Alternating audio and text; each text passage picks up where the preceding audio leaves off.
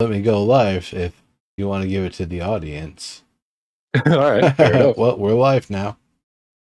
All right, cool. So back in the 90s, I owned a signed copy of Deadpool's first appearance, which I got because I happened to randomly pick the book up at my comic store one day.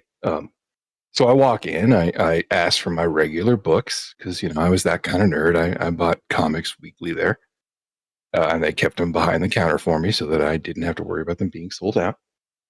But yeah, so I asked for my books. I kind of idly flip through them while I'm waiting to pay, and the guy behind the counter goes, "Hey, you're not going to get that signed?" And I'm like, "Huh?" And he goes, "Yeah, the artist is right over there." And I'm like, didn't think a word out of my head before they came out. And I just went, "Oh shit, Jim Lee's here?" And he goes, "No, it's Rob Liefeld." And I literally go, "Who's that?" Dude, 5 feet away from me behind the counter.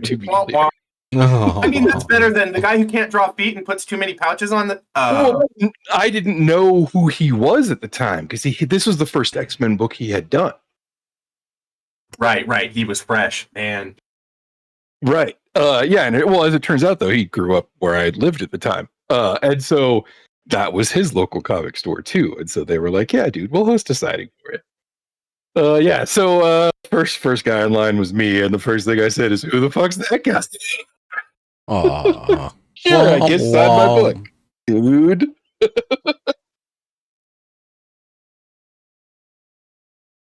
Could you draw some boots with a lot of pouches on them, please? Could you do that again, but maybe with one less pouch? Didn't he did Cable for a while too, right? Yeah, Cable was his. Later, he would take over New Mutants. Captain America. And then he went off and did his own thing. Oh, yeah, and he did Captain America for a while, too. Yeah, right. That's because he's the meme. No, terrible. Yeah, exactly. So, honestly, if I had any sort of sway or power in, let's say, Marvel for this instance, I would adapt a similar philosophy that I think GW should take for grimdarking their Space Marines, and I'd make the Super Soldier Serum turn them into like. Have you ever seen that drawing, that artist's depiction of what a person was supposed to look like if they evolved to get into car crashes? No, you haven't seen that? No. So there was this like 3D rendering that a bunch of artists and doctors, quote physiologists, probably did to demonstrate why you should wear your seatbelt, right? Because the human body would look absolutely grotesque and no-necked and like disgusting. They would look disgusting if they were like meant to survive car crashes. Is wearing a muscle suit. Yeah. Essentially like a muscle fat suit, right? And so like the Super Soldier Serum is supposed to make your ribs harder, your bones bigger, your glands, stronger, and all of that shit. Yeah. So I think that a super soldier would absolutely look grotesque.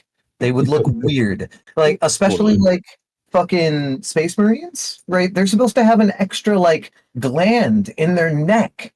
Like, how do you get away with drawing these like brick house fucking supermodel guys when you're also saying that they have an apple-sized fucking thing inside their neck? Now, right? like their torsos can't even be that shape. Yeah, they don't have ribs. Right. Replaced with a carapace. Like, they even describe it in the books, and yet, in every 3D rendering, they look like people. Yeah. Well, it's because that's the glorious jingoistic look you're going for, right? Those are the custodies, man. The fucking Space Marines, they're modified after birth. Custodies are born in a tank. That's true.